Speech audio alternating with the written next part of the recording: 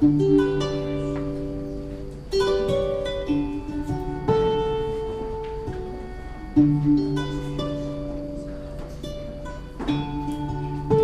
mijery amin'ny maso, aza miaino amin'ny sofina fa amin'ny fanahy,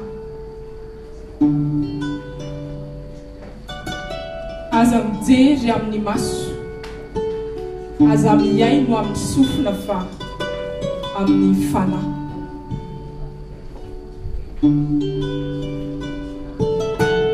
Raha maso mitady tsinahiny hitan'ny olona, raha sofina mandretsy ninany reny vahoaka, aza mijery amin'ny maso, aza miaino amin'ny sofina fa amin'ny fanahy.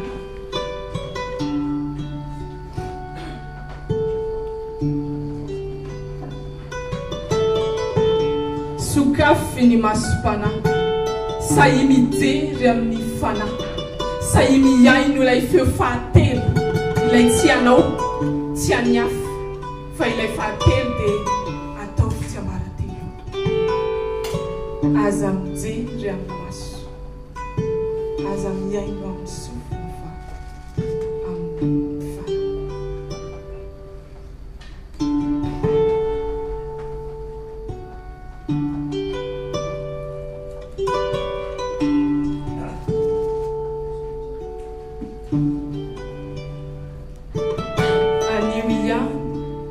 Aoka ilay fahatelo anako, amaky irony abaka no refesiny fisinina zahaoka diniony tsy misy fa misy koa. Aza mijery amin'ny maso, aza miaino amin'ny sofina fa reneso amin'ny fanahy, reneso amin'ny fanahy, reneso amin'ny fanahy.